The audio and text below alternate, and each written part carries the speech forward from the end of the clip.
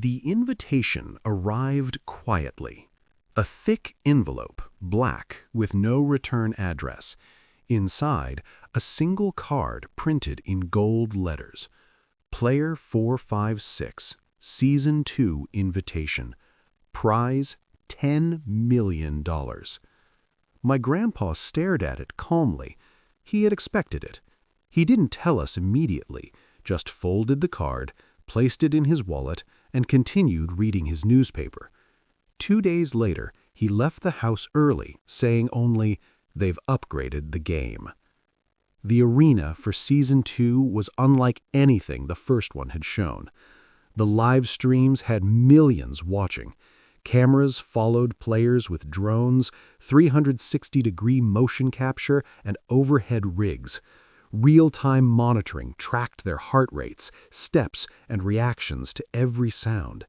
This season, the rules were stricter. Every player had a biometric tracker. Elimination occurred if heart rate exceeded safe limits. The number of participants had doubled. Only one winner would remain. Challenges now included puzzle solving under extreme fear, teamwork under pressure, and isolation tests that could last for hours. Player 456 entered quietly. He didn't show emotion. The younger players whispered, laughed, and mocked him just like the previous season. "Old man, he won last season by luck. You think he can survive again? He won't last 10 minutes." They didn't understand him. The first game began immediately. Players were placed in a massive arena, pitch dark, with multiple rooms containing hidden sensors. A timer started. The goal? Retrieve 5 colored tokens scattered across the building. But each room contained triggers, flashing lights, moving floors, unexpected loud noises. Young players panicked instantly. Most ran, tripping over obstacles or triggering alarms that eliminated them. My grandpa moved methodically, step by step, listened, paused, waited. When one room shook violently, he stepped aside. When a sudden light flashed, he stopped moving. He collected tokens calmly, never rushing. Half of the participants were eliminated before reaching the halfway point. The live stream chat exploded. Player 456 is back. He's insane. 75 and still undefeated? By the end of the first round, player 456 was still standing, calm as ever, while the younger participants were panicking, exhausted, or eliminated. The next challenge was announced, the Maze of Decisions. A massive labyrinth filled with dead ends, hidden corridors, and rooms with subtle psychological tests. Participants were required to make choices at every turn. One wrong decision, one panic-induced step, and elimination was immediate. My grandpa studied the rules again. He didn't rush into the maze. He watched the other participants make mistakes. He memorized paths. He counted steps. He noted the timing of lights and sound triggers. By the end of the night, only 12 players remained. Player 456 was, of course, among them. The prize counter now read $10 million. But this time, the challenges weren't just about fear. They were about manipulation, observation, and psychological endurance. Every participant would face tests designed specifically to make them fail, not physically, but mentally. And player 456? He had lived long enough to know fear isn't about danger, it's about reaction. And at 75, he was untouchable. The second round began at dawn. Participants were divided into squads of 6. The arena was an abandoned industrial complex full of catwalks, scaffolding, and rooms stacked like a labyrinth. The objective? Retrieve a set of colored vials scattered across multiple levels and deliver them to a central platform. But this was not just about speed. The rules flashed on the screen. Squads must work together. Any attempt to sabotage another squad results in instant elimination. Biometric monitors active. Psychological endurance critical. The younger players immediately formed alliances, whispering strategies, calling out numbers, and trying to dominate the maze. Player 456's squad looked at him expectantly. A woman in the group hissed, "He's old. Why are you even in this game?" My grandpa didn't answer. He simply walked forward, scanning the space carefully. The first challenge was a bridge suspended over a pit. A single false step triggered a floor vibration at a loud alarm, instantly eliminating the player who triggered it. The younger players rushed, panicked, and misstepped. One by one, alarms sounded. Player 456 moved slowly, step by step, watchful. He held the railing, listened to the vibrations beneath his feet, and proceeded only when certain. His squad members noticed how carefully he analyzed every step. Some mimicked him, others ignored him. By the time the bridge challenge was complete, half of the squads had lost members. Player 456's squad remained intact. Next came the puzzle rooms. Each squad was placed in separate rooms with encrypted panels, levers, and locks. The timer ticked relentlessly, and the voice warned. Incorrect solutions increase the mental strain. Failure to solve results in elimination. The younger participants panicked immediately. Levers were pulled randomly, buttons pressed without thinking, screens flashed red, alarms blared, and eliminations occurred. Player 456 stood calmly, observing his surroundings. He noticed patterns in the sequence of lights, subtle cues hidden in the panels, and waited for the perfect moment to act. One by one, he guided his squad quietly, ensuring that no one panicked. Hours passed. By the end of the puzzle round, only 7 squads remained. Player 456's squad had completed the challenge perfectly. But the final part of the second round was what everyone dreaded: isolation challenge. Each squad member would be isolated in a room, alone, monitored by cameras and sensors. The rooms were pitch black, with faint whispering sounds designed to trigger panic. The system tracked heart rate, breathing, and micro movements. One spike above the threshold, and elimination was instant. The younger players screamed within minutes. The chat exploded. "Player 456 won't survive this. He's too old for this. This is insane." But my grandpa? He sat cross-legged, eyes half closed, listening to the whispers. Every time a sound tried to trick him, he simply breathed calmly, ignored it, and counted slowly in his head. Hours passed. Other players panicked. Some removed their wristbands, and some fainted. Player 456 remained. When the isolation challenge ended, only 12 participants survived, and player 456's calm, steady performance became the talk of the livestream. Comments flooded in. "Player 456 is untouchable. He's not human. 75 and still dominating." But my grandpa didn't care about the praise. He only cared about the next challenge, the one that would test not just endurance, but strategy, deception, and control. Because he knew something everyone else didn't. In this game, patience and observation always win over speed and panic. And Season 2 had only just begun. By the third day, alliances had formed, and broken so fast that the livestream chat couldn't keep up. The arena had shifted. What had once been industrial corridors and puzzle rooms was now a massive multi-level complex filled with fog, glass platforms, and suspended catwalks. Cameras tracked every movement, and drones hovered overhead, projecting player 456 and the others live to millions of viewers. Squads were forced into temporary alliances, but only one could win. Everyone knew it. The prize counter glowed. $10 million. Player 456's squad paired with a younger athletic group. Initially, the younger players mocked him quietly. "Old man, don't get in our way." Player 456 didn't respond. He watched, listened, calculated. The first challenge that day was simple in appearance, a series of connected catwalks above a dark pit. The rules flashed on monitors. Cross the catwalks. Only 3 squads may reach the next stage intact. Any fall results in elimination. The younger players rushed immediately. One misstep, floor vibration triggered, panic spread. 2 squads eliminated almost instantly. Player 456 moved slowly, eyes scanning every plank. Step by step he walked, guiding his squad silently. No one fell. Once across, the psychological test began. Each squad entered a decision room. They were isolated with a series of buttons. Press the wrong one and the squad would be penalized or eliminated. Press the right one and progress continues. Hints were vague. Pressure was extreme. The younger squads panicked. Screams echoed. Allegiances shattered. Players argued, threatened each other, and pressed buttons randomly.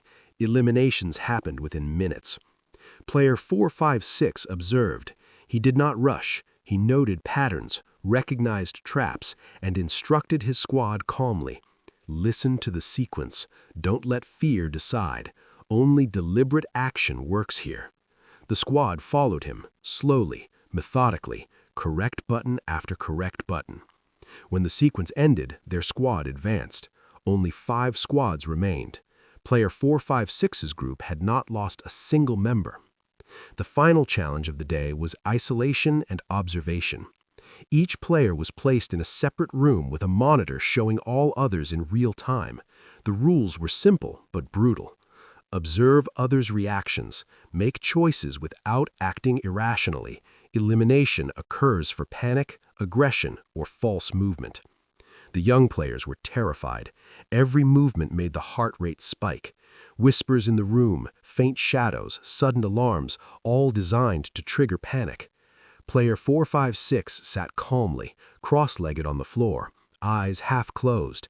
He observed every player on the monitors, every twitch, every flinch, every reaction. When alarms triggered near other players, he remained unmoved. When whispers grew louder, he continued counting slowly in his head, adjusting his breathing. Hours passed. Players fainted, screamed, or begged to quit. Player 456 remained. By dawn, only 7 participants survived. Player 456's calm, analytical approach had outlasted everyone else. Even the younger, faster, more athletic participants couldn't compete with his patience, observation, and strategic mastery. The commentators on the live stream were stunned. 75 years old and still dominating? This is insane. Player 456 is a legend. He's rewriting the rules of the game. Player 456 didn't look at the camera. He only focused on the next day, because he knew the real test was coming, the final elimination rounds. And in Season 2, only one player would leave the arena with the $10 million prize. The final day arrived. Only 3 participants remained. Player 456, a young woman in her early 20s, and a tall, athletic man who had been dominating the previous rounds.